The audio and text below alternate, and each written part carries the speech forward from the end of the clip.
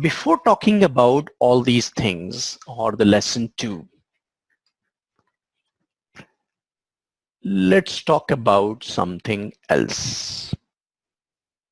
And that something else is,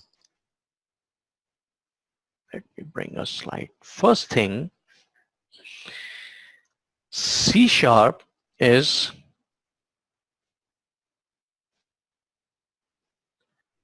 case sensitive language. If I define, let's say, capital A, this capital A and this small a are not equal in C#. Okay, these are two different things. So always remember, C# is a case sensitive language. If something is defined in capital letters, you will have to use in capital. If something is defined in small letters, you will have to use that in small letter. Almost every statement in C# terminates with this semicolon. Okay, so if I say, for example, the value of A is equals to 100, then at the end I will have to place this semicolon. If you don't, C# will raise the error.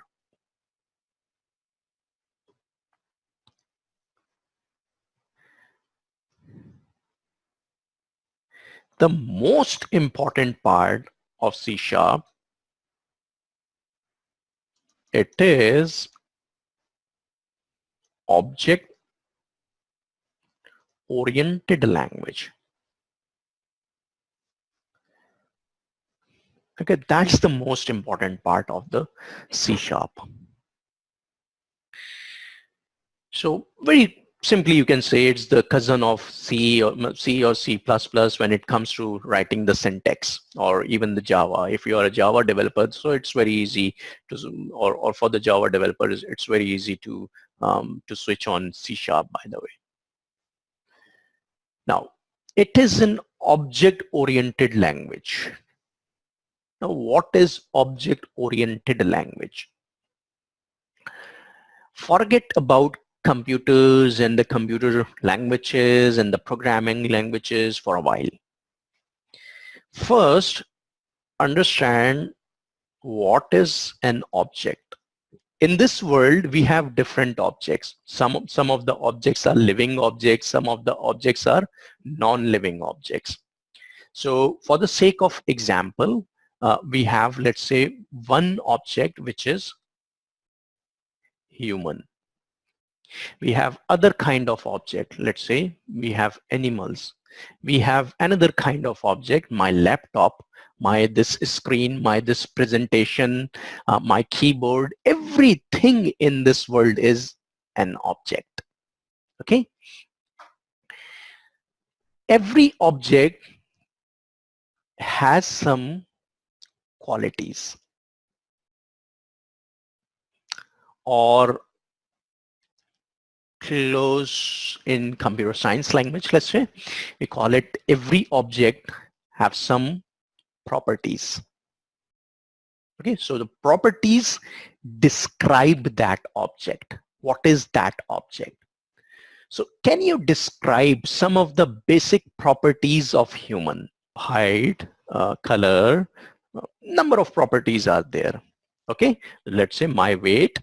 I'm very overweight these days, so weight is also a property. Okay, so humans can have different kind of properties.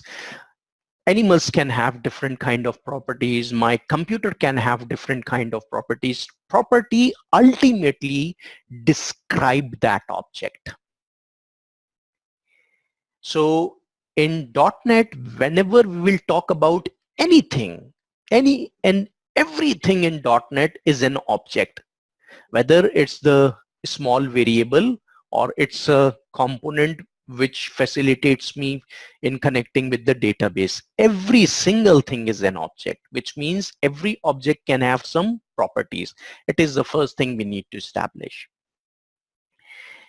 When we talk about properties, the most important properties of the human, what do you think? What that can be?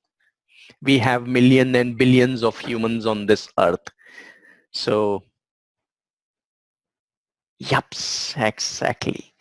The name, which means, let's say if I want to communicate with someone, so what I do, I always say, hello, Lolita, hello, Erwin. But let's say if I don't use this name, so what happens? So if there are, let's say 2, 3 Lolita, so they can all look at me. Okay, or let's say, sorry, if there are, let's say more than one people, and I say, hey, so everyone can look at me probably. Okay, so whenever we want to communicate something, we need a unique name. In C sharp or in programming languages, we call it ID generally. Okay, name or ID. I call it name or ID. So every object must be uniquely identified. That's the most important thing about that object. Okay, now talk about practically. This is my application. Let me open my graphical application because it is always much easier to learn from graphics than the plain words. Okay, can you describe now what are these different things in terms of C sharp, in terms of computer programming? These are different objects. So we have button objects, we have checkbox object, we have number of objects which can do anything for us. Okay, so I place something, and then let's say if I place one more text box, and if I place one more text box, so I have at least 3 text boxes. Okay, so I have these 3 text boxes.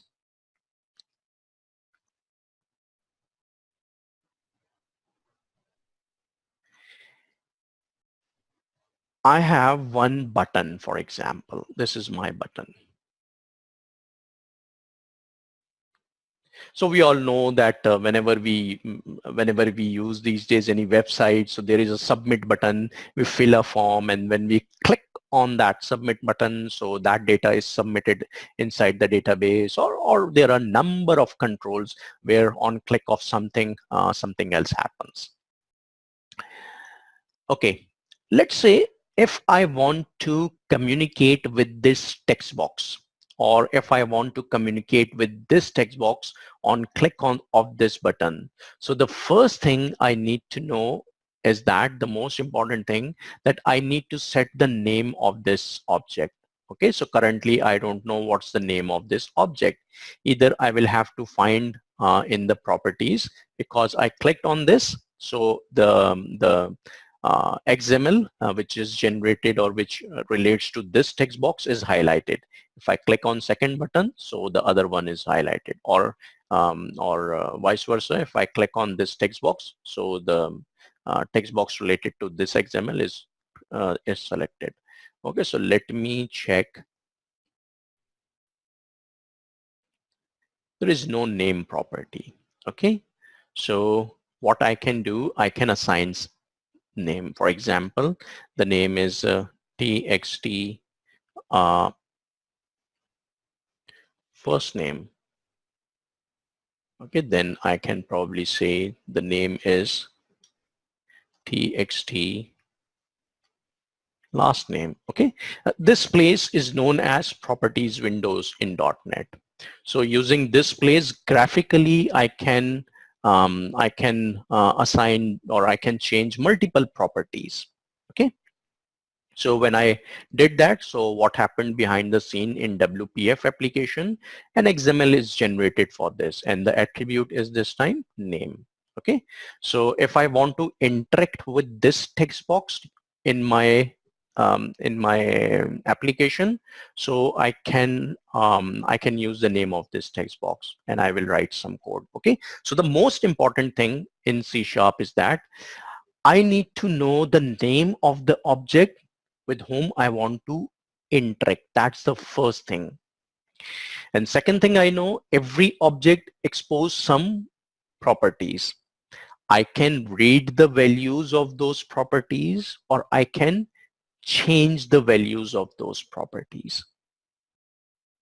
Okay, so now I know in object-oriented language, what is the object? Everything is an object, whether it's a button, a text box, a variable, anything, whatever you use, that is an object.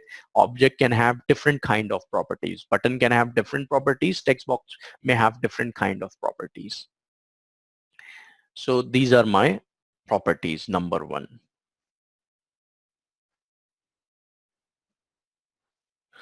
Okay. Another important thing, my objects can also have methods. Eat is a method. Okay, let's say run is a method. Sleep is a method. These are the different actions which this human can perform.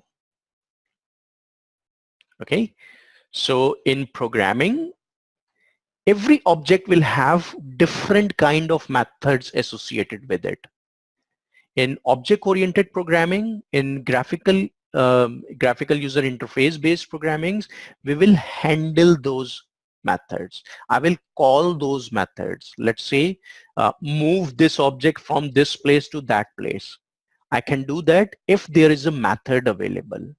Let's say change the color of this object, probably hide this, or probably let's say open some new form. Okay, so these are the different kind of methods. So when we are working in .NET, when we are working in C#, we need to know what are the different objects and what are the different methods of those objects as well. So for example, if I want to communicate with my database, so the first most important thing is to establish the connection between my application and my database. So probably I will be using some ADO.NET or entity framework kind of classes, and over there I will find number of methods, and probably, as I know that one of the method is open, for example, so it will open the connection, it will establish the connection with database. Okay, so every object can have different kind of methods in it.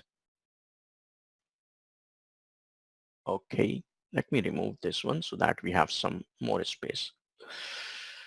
Okay, another very important thing in object oriented is that we humans also have some events. Break can be an event. Another event, for example, we have Christmas. It's just there. So Christmas is an event. Okay, so there can be different events in our lives as well. Birthday is an event. It happens if I remember when I was born. Okay, so it happens. So okay, so birthday is an event. So probably sometime other kind of events are there. Okay, so in object oriented, we have three important things. Remember one thing, everything in .NET is an object, number one. Number two, every object can have multiple properties. We can read the values of properties. We can assign the values to those properties. Number three, every object can have different methods. Number four, every object can have events as well. It is not necessary that every object must have properties or must have methods or must have events, but obviously there will be few things, because if that is object. Okay, so object is described through its properties. It can do something, okay, and that is done using the methods.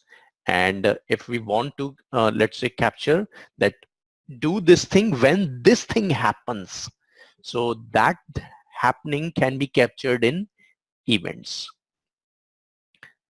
So throughout this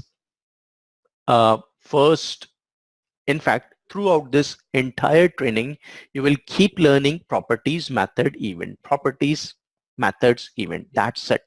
Okay, the documentations about the classes, as I mentioned that in in .NET, we have in framework, we have hundreds of classes, thousands of classes are available, and all those classes contains properties, methods, events, nothing else. Okay, we need to know from the documentation what's the purpose of this property, what's the purpose of this method, and what's the purpose of this event. If we know this thing, then we can create programs. Very simple. Okay, once again, let's talk about something practical now. We have three objects. Let's say text box, this text box, this text box, and this text box. And other object, which is a different kind of object, which is the button object.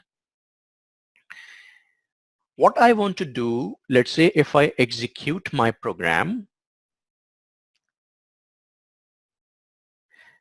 and if I click on this button, okay, if I currently click on it, so nothing is happening. According to our discussion, what is click? Click is a trigger when it clicked, okay? So do something. So whatever I want to do on that, that may be some action or probably change the properties of that object. So if you translate it like when this happens, so that when shows the event or trigger in other words. Okay, so click is the event. So on click of this button, I want to show some text in this text box. That's my objective, simple one. Okay, if you want to stop your program anytime, so here you have this stop debugging option available. So if you click on this stop debugging, it is stopped. Okay, so let's say I want to write code. How can I write code? On this click event, I want to write code. In C#, because I have selected the WPF, the XAML application, so there is a main window .xaml, which means the .xaml shows the entire GUI, but there is a corresponding file with the extension of .xaml.cs. The CX extension means C# code, which means this is the code file. This is the file where I can write my code. Okay, so I am interested in writing a code behind the click event of this button. So once it is clicked, so write something inside this text box. So in order to open the window, I can simply double click on this button object. So if I press the double click, okay, so the window is open. Let me make it little larger. Okay, so the window is open. This is my code window. Here I can write code. Some of the things are once again placed by .NET or the Visual Studio automatically, but I need to write my code over here. Remember in .NET, whatever you write, that must be within the class. You cannot write anything outside the class. Now, how do I know where is the start of this class and where is the end of this class? Normally in Visual Basic, we had that end keyword, let's say end loop or end something or end that thing. But unfortunately in C#, we don't have anything like that. In C#, these are the curly braces which tells me this is the start of something and that's the end of something. Okay, so let's say this is the start of something and this is the end of this curly braces. Similarly, this is the start of this curly braces. If I click over here, so the ending is automatically highlighted. So this is the ending one. Okay, if I click over here, this is the ending, which means it is the curly braces, which is right after the class keyword, which means I can write anything within this bracket, but I cannot write anything outside this bracket. Okay, this is the start and end. We need to remember that. So the start and end in C# is shown using these curly braces. Okay. So my objective was to write something once the button is clicked. Can you help me? How can I write that code? What should I write first? What is the most important thing that I need to know about any object? What was that? The ID or the name of that object. So the ID was, let's say, txt. So if I start writing, so Visual Studio gives me this intelligence or the hints. Okay, so there are two things. There is something which is known as txt first name and txt last name. So instead of writing completely, probably I am interested in this one. So I can press enter. I can double click on this using the mouse. So it is there. Okay. I want to assign a value inside this txt first one. For example, anything if I want to assign as a character, so I need to wrap those character in these quotes, in these double quotes. Okay, so let's say, hello, my first program. There is a constant line. Okay, whenever you see this line, a red line, which means there is some error. Okay, and C# or the Visual Studio is unable to recognize this one. If I move my mouse over this error, so by the way, the error is cannot implicitly convert type string to something. Okay. If I try to run my program, okay, it shows the error as well because it's a syntax error. Why is it giving this error? What am I missing? Make sense?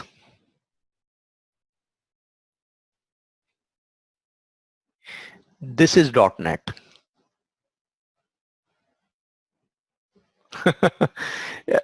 if you understand this cycle, you understand .NET.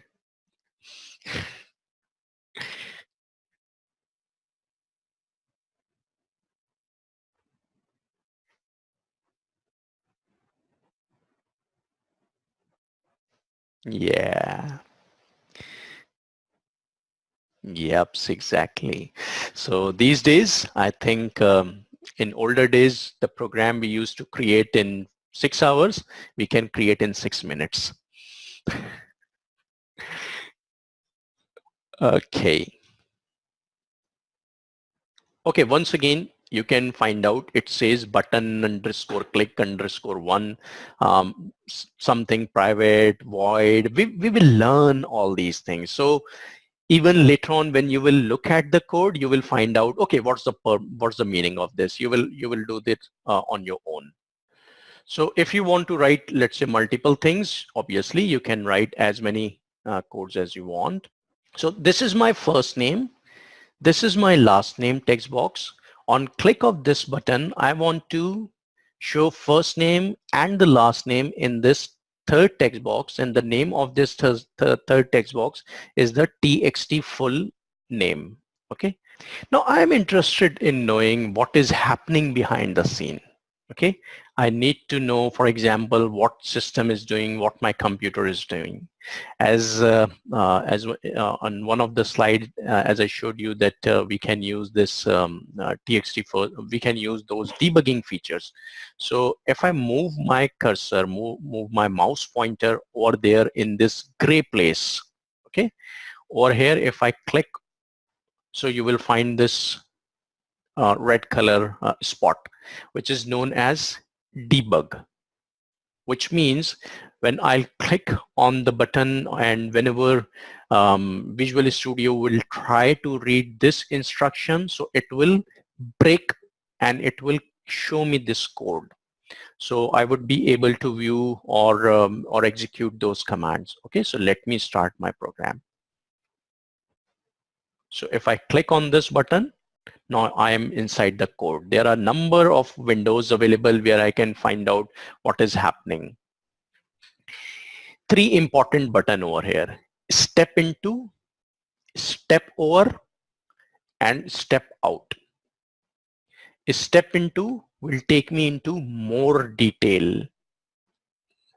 Step over, it will run on a higher level only. I will not go into the detail of everything. Step out, if I am already in the detail of something and I want to simply come out of that detail, so I will use this step out. Okay. If I move my pointer over here, so it will show me what is the current value of txt first name. If I move my mouse pointer over here, it will show me what's the current value of txt last name. Okay, so this way I can simply perform the postmortem of my code. Okay, so I can see what is happening inside my code. Okay, not only execute this code, but look at the details of that code. Okay, so this way we can perform the debugging, and once we have, let's say, number of lines, line of code, so it will be very helpful in those situations. So if you want to continue, so you can simply, let's say, run this code or run this program, or if you want to run this program step by step, then we have these options available. So probably I simply fixed whatever was problem. So I looked at that, I realized I fixed that, and I can simply continue. So it is executed completely. Okay. So now we know what are the objects. Okay. And remember, everything is an object in .NET, and we will keep repeating the same cycle. In order to become a good programmer of .NET, all we need to know what is the object available for this to achieve this functionality, what different properties that object contains, that what different methods that object contain, what different events are available. That's the entire .NET. Okay, so at least we know what is the framework and all these kind of things.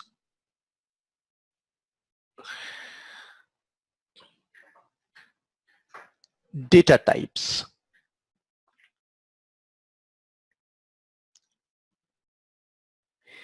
In .NET or in any programming language, when my program is executing or when I am developing my program, so sometime, or most of the time actually, I need a place where I can store something in memory.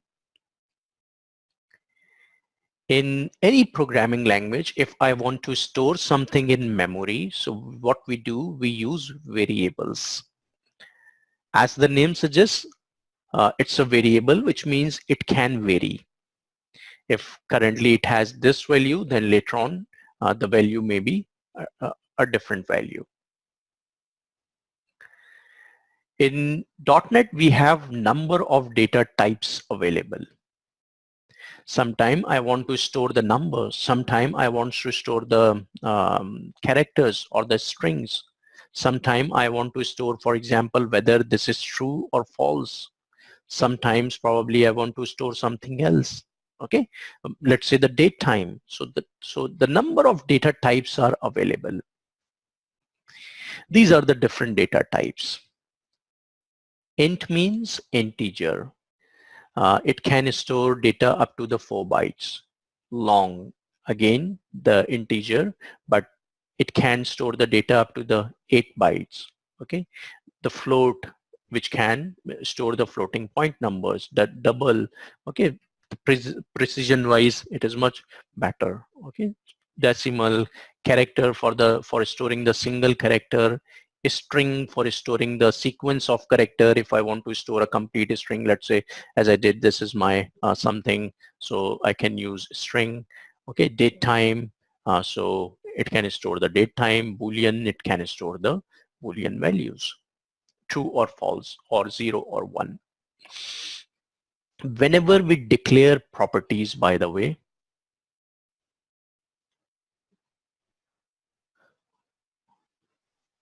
whenever we use these properties are nothing. In other words, these are variables. Okay, so sometimes the types of these variables are characters, sometimes those are numbers, sometimes those are dates. How we can define these variables? In C#, if you want to define the variable, the first thing you need to declare is the type of that variable. Okay, so let's say int a semicolon. That's it. It is declared, but nothing is assigned. So in sometimes in C# you will find these line, which is a green line, which says the value a is declared but not never used, which means .NET suggests you if you are not using it, then why have you declared it at first place? Okay, so why not remove it? So .NET can give you some very good suggestions about multiple things. Okay, so what if I want to assign something? Now it's very simple. Name of your variable, assignment is equal to, let's say 100 or whatever value you want to assign, because it was integer. So which means I can assign anything which is a 4-byte long. Or I can also do this, int b is equals to 200, which means assignment and declaration at the same line. This is also possible. What if I need to assign multiple variable of the same type? So I want to assign C, D, and E of integer type. So I can define these variable like this as well. E is, by the way, used for something, so that is why it is saying don't use E. Let's say F. Okay, so this way I can simply define my variable and then I can assign values and then I can use these values. Let's say A was 100, B was 200. I'm doing it on click of button, by the way, okay, because currently I have only this event available, so I'm doing it on the button. Int, let's say C is equals to A plus B, mathematical operator this time. When we use this plus with two strings, which means concatenate, okay, combine two strings. When we use these plus with the normal numericals, which means perform some mathematical operation on that. Okay, so in this case, it is performing the mathematical operation. On click of this button, I want to show the value of this C into my, let's say, txt first name. So it's very simple. Txt first name dot text is equals to C. Okay, it should have been like this, but it says cannot implicitly convert type int into string. Okay, it's a very understandable problem, which means what is the type of this variable? Text. That is string. The type of this variable C is the numerical. So if I want to store something which is a different data type, so I will have to perform some conversion from one type to another type. Okay, I will explain it in a while that how we can do that. So I am removing it for now. Okay, so from here you need to understand, number one, how to declare variable, how to assign variable. That's it.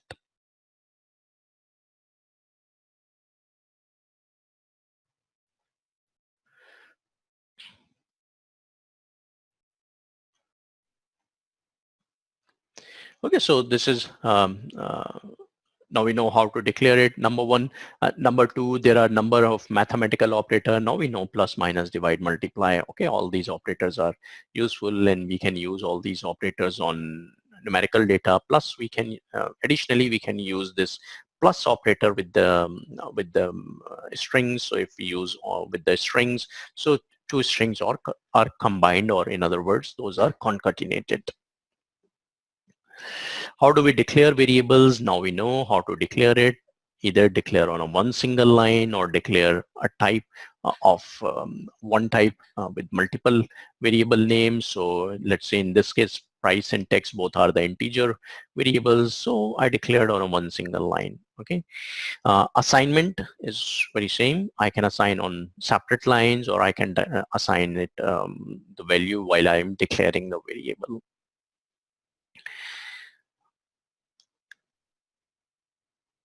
This, it says implicitly typed variables. Sometimes in C# you will find that instead of defining any data type, in this case it was int, in this case, for example, it could be a string or char or whatever. But sometimes none of the data type is defined. Instead, you will see this word var. So whenever you see this word var, the type is identified or the type is defined once the value is stored in this variable.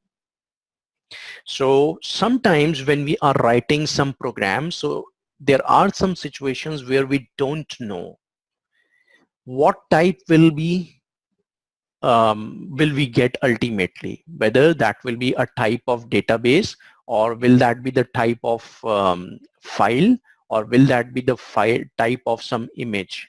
We don't know in certain situations.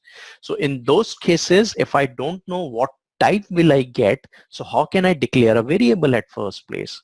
So in such situations, we do not define the type of the variable, rather we use var.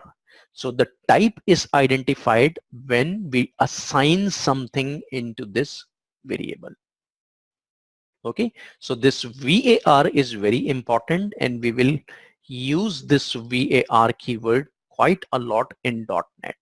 When we don't know something, we will use this var instead of defining or using any predefined data type.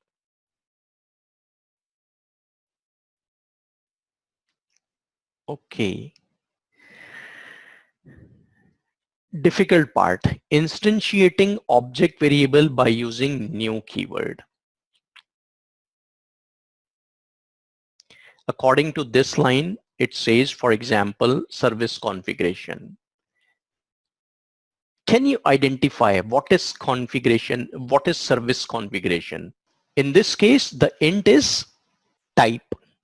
Okay, so in this case, this service configuration is also a type. Okay, so this time, of course, this is the data type, okay, which means service configuration. I don't know what it does, but this is a data type. So whenever any variable is declared, the first thing which is declared is the data type. Next thing is the name of that variable. In case of normal data types like integer, long, character, strings, all these data types, we simply define and describe these data types using the using their type and using some variable. However, this line says instantiating object variables. Now, what is object variable?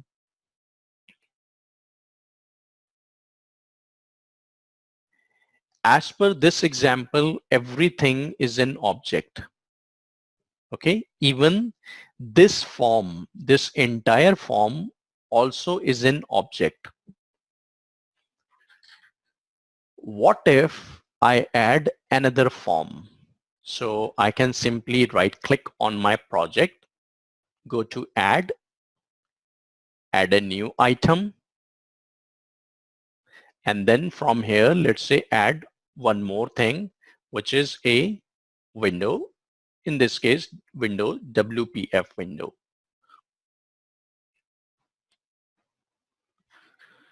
Okay, so now we have two forms. The name of my first form was main window, Yes, it was the main window. Okay, here is the main window. However, the name of my second form is window1.xaml. Let me place something on this window as well. Let's place a list box. Okay, just place it. I'm not going to use it so that we can identify this is the second one.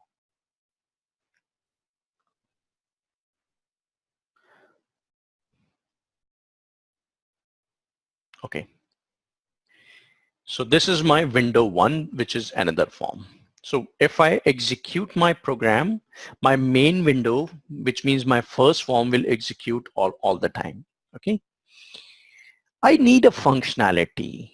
When I click on this button, on click of this button, the second window should appear.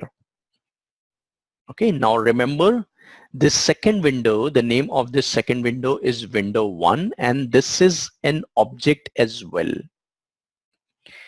So what I will be required to define a variable of this type and then somehow open it. How can I do that? On this text box, on this button, let me remove all this. The name of my object was window one. Okay, this is the type. Remember, whatever you define first, that is always known as type in .NET. So window one is a type. Then I can reference it by using any name, whatever likes me. So I like, for example, obj window. Okay, I want to give it this name. If I am creating an object, if I'm creating a variable from my object, because window one is a object. So I will use this keyword new. Okay, and then I will repeat the name of same object again, but this time with brackets. There is a complete reasoning, what are these brackets, why these second name, but you will identify, you will learn all these things in upcoming modules. Okay, in first 5 module you will learn everything, by the way. Okay, so if I want to instantiate a variable, this is the variable which I am instantiating from another object. Okay, so this is my object and the name of the object is window one. So I need to use this new keyword. Without new keyword, I cannot instantiate an object. If I want to open this window, for example, open this form, so I will say now obj window. Here the obj window is referencing to that window one. Okay, obj window dot. I know there is a method called show. Okay, so this time now I am calling a method and this is the symbol of method. Okay, so when I click, so please show that form. Methods, at the end of the method, you will always find these brackets, these parentheses, open, close. Okay, if I run the program, and if I click on this button, voila, we have this form in front of us. You are not supposed to learn how to open this form. You need to learn this thing, how to instantiate an object variable. Okay, there are two type of variables. Variables which are known as primitive data type variables like integer, strings, character, car, date time, boolean, all these kind, which are I think coming from a very first day of the programming languages. Okay. However, if I want to create some object-based variable, then I will have to use this new keyword. I will define first my type. The first two things are these first two things are very similar to these first two things. However, because this is the object type, that is why we are using new and once again the name of the type with the bracket this time. Okay, just remember it. You will learn it in upcoming module. Till the module 5, as I mentioned, there will be many things will remain little suspicious, little bit suspense will remain there, and with every day we will explore these things. Okay, for now, just remember how to instantiate object variable. That's it. Now, it says accessing type members. Now we know what is the meaning of type, which means, for example, we had our type, the txt first name was our type. That was the type of text box. So if we wanted to assign something in text box, or if we wanted to read something from the text box, so what we did, first we used the name of that object, and then with the dot, then you either use the name of the method, name of the property, whatever you want to use it. Okay, so this slide shows you how to access the type members, which means either the properties, either the methods, or either the events even. Casting between data types. Okay, that was the error that we had on that form, because one of our data type was integer, another data type was a string. So it wasn't possible to store integer data type into a string. So that was the casting problem. So here we will learn how to resolve that problem. First thing, some of the conversion is performed automatically or implicitly. For example, in this case, we have an integer variable a, long variable b, and if we try to assign the value of a into b, no problem for the .NET, because the data type of b is larger than the data type of a.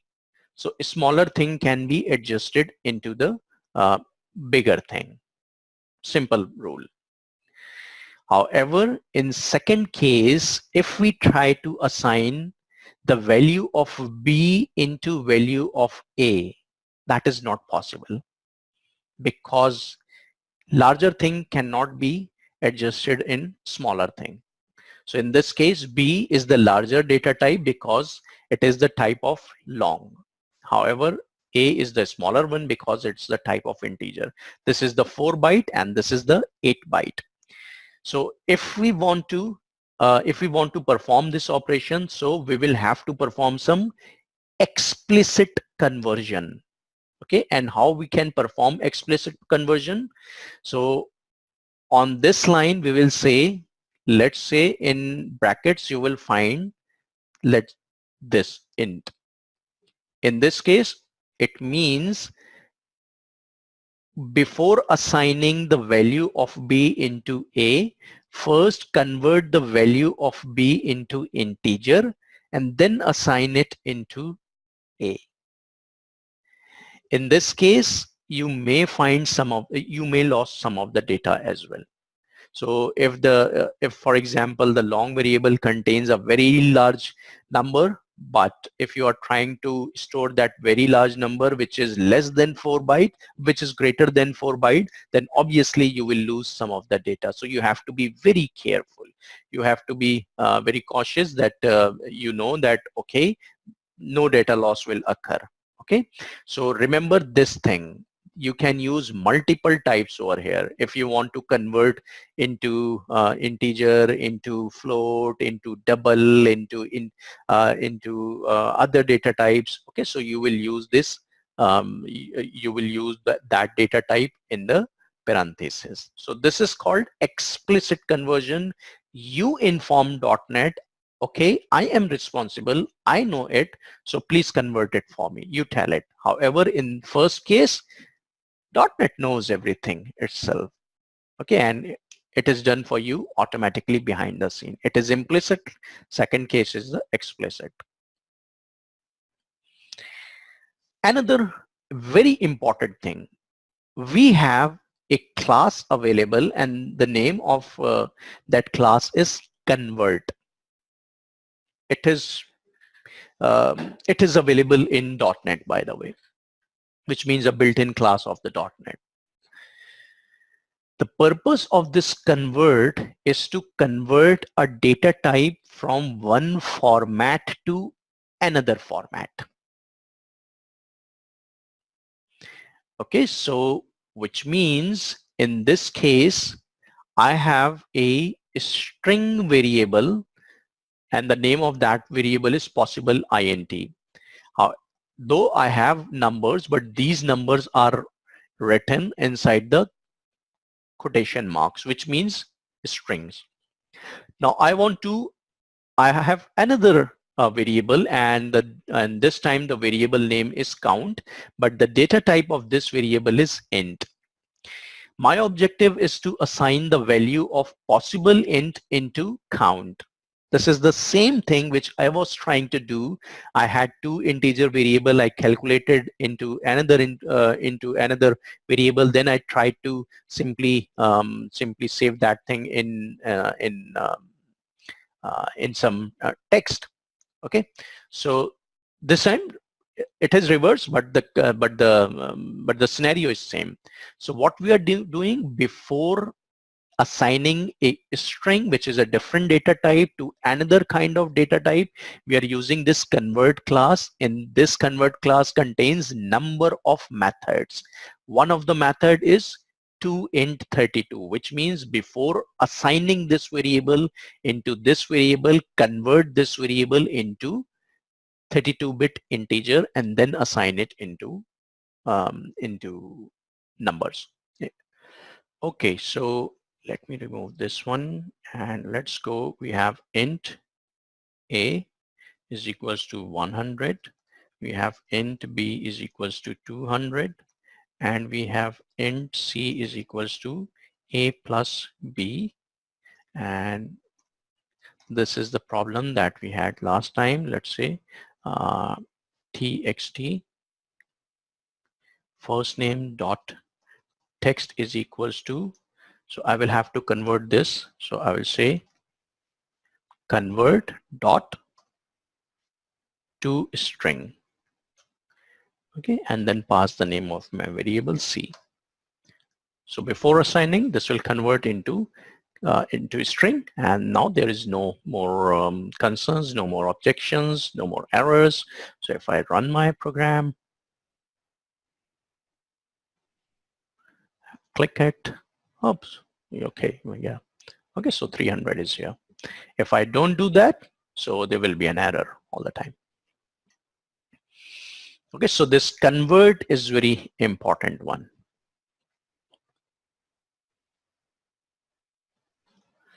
Okay.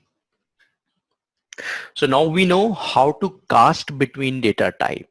Okay, you should have a clear understanding of implicit and explicit. When you are converting explicit, the data type is same, which means numerical.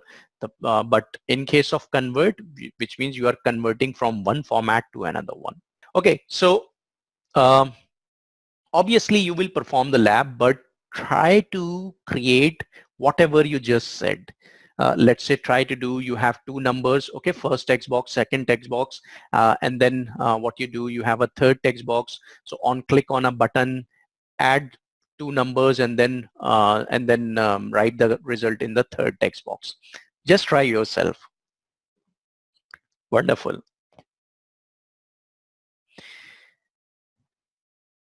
Okay, manipulating strings. As I said earlier that if you want to concatenate two things, so we have something which is plus sign, by the way, which means you can concatenate. It is good if I want to concatenate two values or two strings. But if I need to concatenate, let's say hundreds of strings, that in that case, plus is not the suitable one performance wise. So we have some other classes. Let's say the string builder class is there, and we can use some of the methods of this string builder class, and we can concatenate. I will come to this in upcoming module. I'm not going to explain it right now. Okay, but just think there is a better way available if your objective is to concatenate too many strings, and the answer is another separate class for that, and the name of that object is string builder object. Okay, so we may use this string builder object. Validating strings, we have another object available, and this time the name of the object is regx, which means regular expressions. So using these regular expressions, we can perform some validation, whether the correct SSN was entered, whether the correct formatted phone number inserted, whether the correct credit card number in the right format inserted. So we can validate all these kind of things by using some regular expressions classes. Okay.